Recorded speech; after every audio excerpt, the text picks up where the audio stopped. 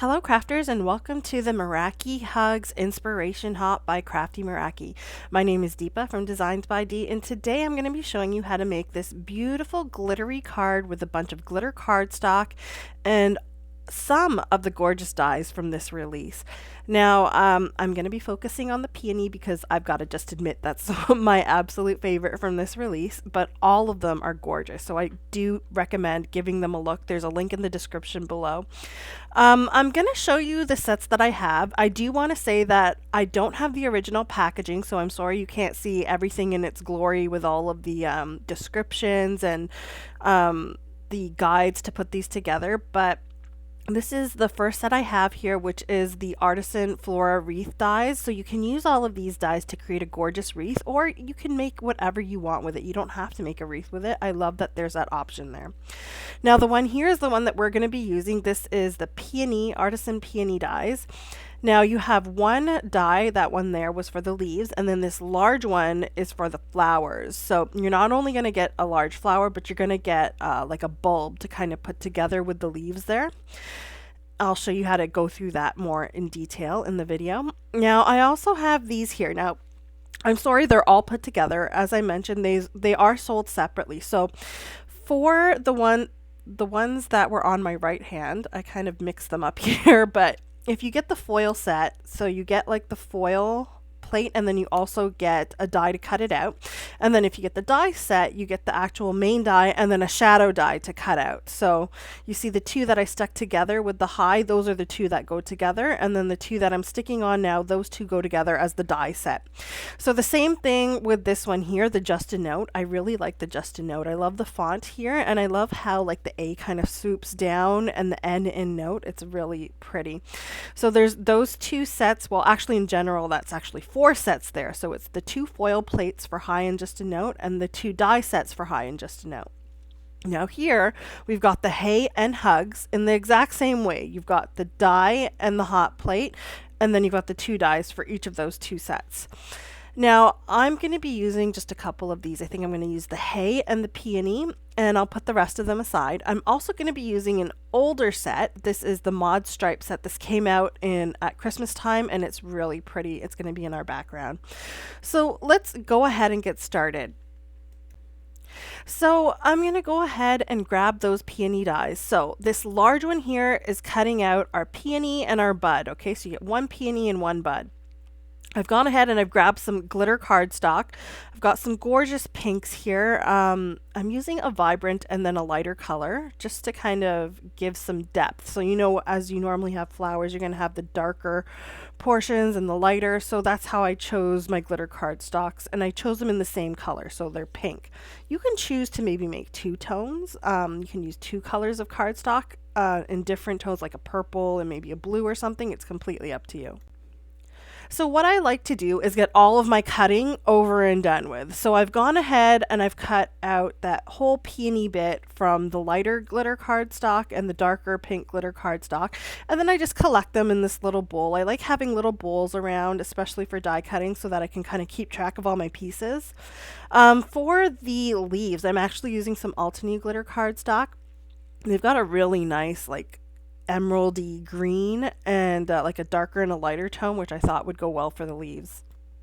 And again, I've cut one full I've cut out one color with the die once and then another color.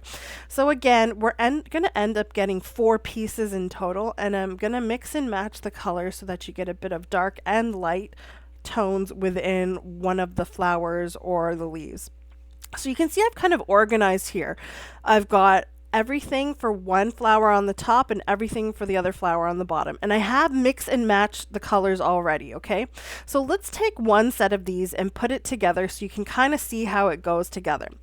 Now, the way that this was made is that you've got a registration mark there in the center. So my finger's covering there, and you can see that there's a little triangle. So that triangle is what's going to help you put the different layers together. And then you've also got all the little squiggly bits that you can see that I'm putting around the edges, and those are going to create your highlights. So those are why I use the lighter cardstock for that. I know it's a little harder to see it because this is glitter cardstock and it's really shimmery and pretty, but these little squiggly bits that I'm adding on are with the lighter glitter paper.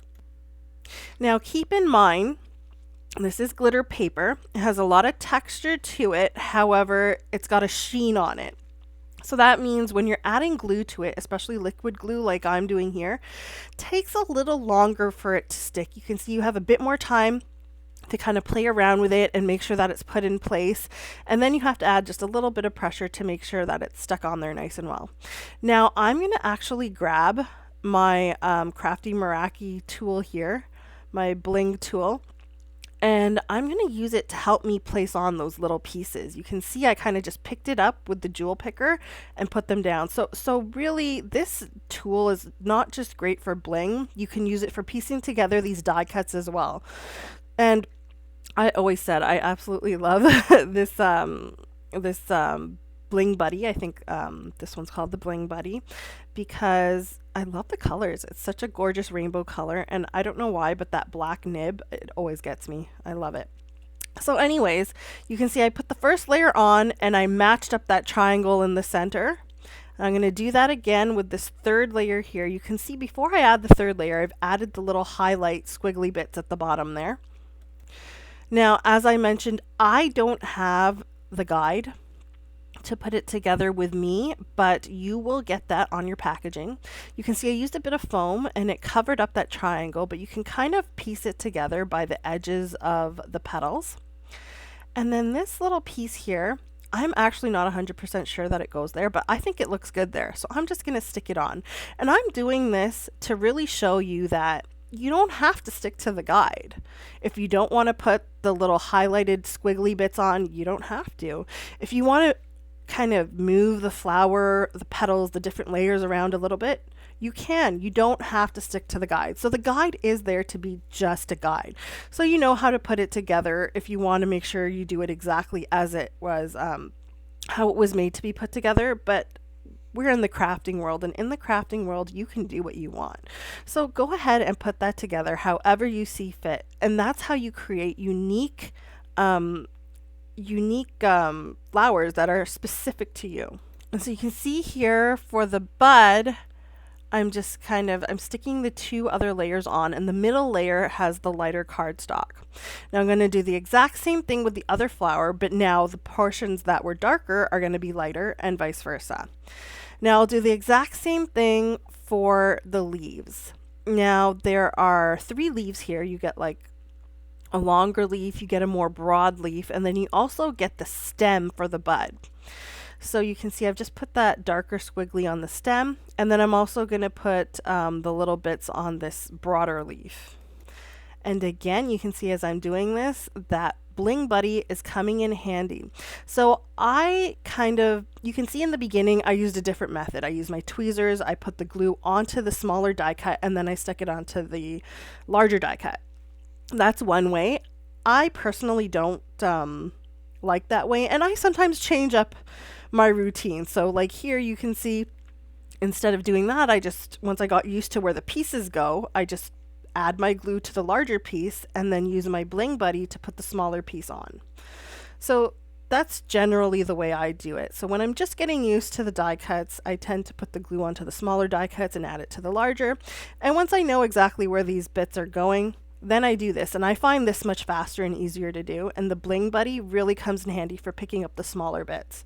Now, as I said, you can see I'm having a bit of trouble to getting that to stick, because now that I know where everything's going, I don't need the extra time to place the pieces on, and it's just kind of taking a little bit longer to get tacky. So now I'm going ahead, and I'm adding the stem to the bud here. And I'm just adding a little bit of glue, and I'm attaching this on top.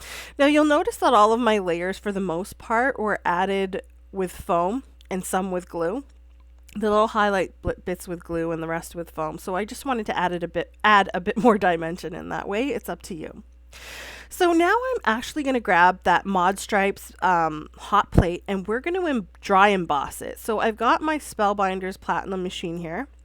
I've got plate A and B, I've got the rubber mat, and now I'm going to place that cardstock on the plate and put the adapter D on there and put it through. Actually, I don't think I have plate B, sorry. It's A, the shim, then I've got the rubber mat, my paper, the hot foil plate, and then adapter D. And you can see once I put that through, sorry, I'm kind of fiddling on the other side there. This is what you come up with, and you can see how gorgeous that dry embossing looks. Now, do keep in mind that you might have to play around with your sandwich. If your sandwich is too thick, you can end up breaking your cardstock, and if it's too thin, you're not going to get a good impression. So I've kind of just laid this here, and I'm looking for some inks. I want to grab something that has a bit of a reddy pinkish tone. So I'm going to grab some, what is this? Not Pinkalicious. I think I grabbed the lighter color, which is Pink Diamond. And I'm just going to brush this on here. No rhyme or reason to it. It just kind of creates a nice backdrop, and it brings out the embossing. See, that took like a couple seconds. So now that I've got my ink on there, I can go ahead and add some splatter. So I find that splatter, especially with these gorgeous dyes, it really, it just adds a nice artistic effect. So I'm just going to grab some gold and some white, and I'm just going to splatter that all over the panel. And once you're done, you can see that that little bit of shimmer splatter is absolutely gorgeous. Look how that kind of dances in the light there. So now I'm going to grab the hay dyes, and I'm going to cut out the hay using some pink shimmer cardstock. I think this one's from Tonic Studios, and it's just a really nice color. It helps kind of level out all of the darker tones, the vivid tones within the flower itself, so it just kind of evens out the card. Now I'm going to cut out the main dye, the main outline hay dye from the pink shimmer cardstock, and then I'm going to use the shadow with some white cardstock. Now you could use this dye without the shadow, or you can use it with the shadow. I prefer using it with the shadow just because it helps me line up the different letters and make sure that they're all kind of, visible. I don't have to worry about making sure that they're in a straight line. But if you wanted to make your card a bit more funky, you could keep them separate and maybe have the hay kind of going around the flowers and give it a nice look like that.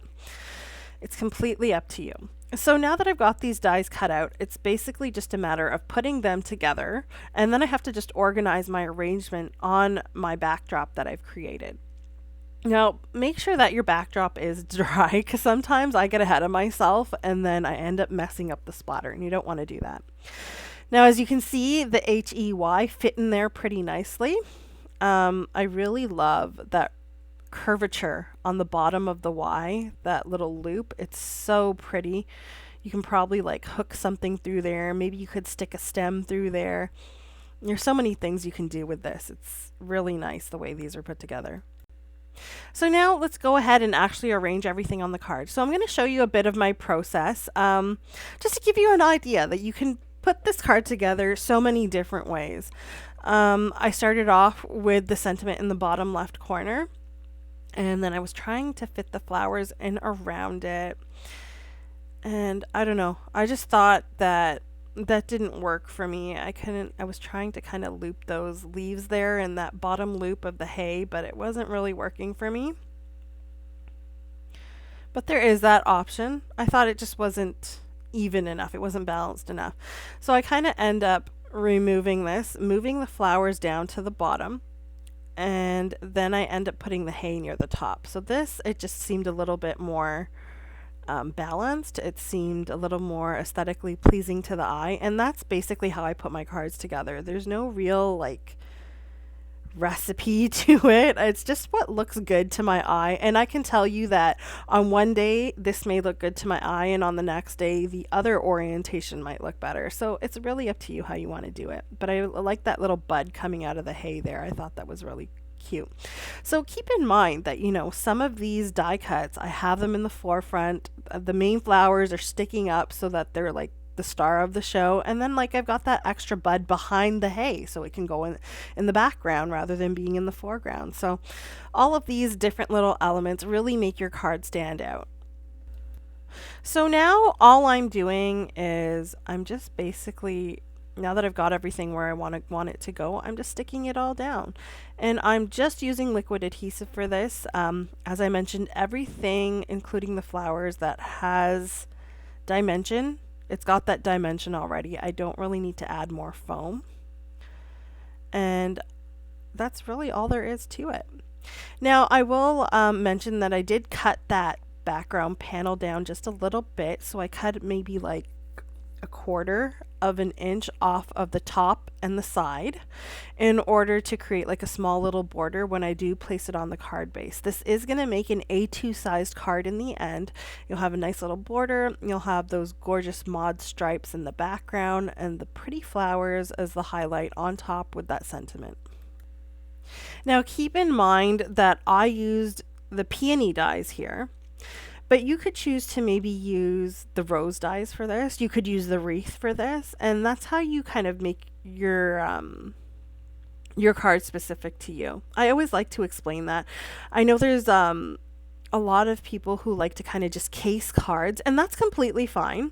I mean, if you really like creating that way, then go for it. But if you're the type of person who wants to make your cards yours, even though you like a certain design, if you just change up maybe the orientation a little bit, or you change maybe the colors a little bit, no one's going to know, and it's completely and uniquely your card in the end.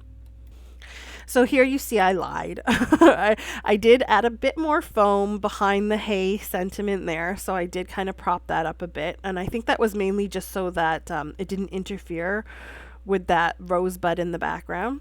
Now I've got my card base. All I have to do is kind of add this on top. And actually, okay, again, I lied. I'm sorry. On one of these, I actually did create a tiny little border around the edge. This one here goes right up to the edge. So it's really up to you. You can create a little border. You don't have to. I think what happened is the flowers kind of stick off the edge a little bit, so I didn't want to cut it down anymore. And now I'm just grabbing some of these gorgeous gems from Crafty Meraki also, and I am just sticking them on top here. All the products that I've used are going to be in the description below, so you can go ahead and check those out there. And do check out the February release. This is a really gorgeous one. I guarantee you're going to want at least something from it. So all the links are in the description, a link to the store. And I hope that you guys have been enjoying this hop and have been getting a whole bunch of creative inspiration for this beautiful release. Have a great day, and I will see you guys again next time. Bye.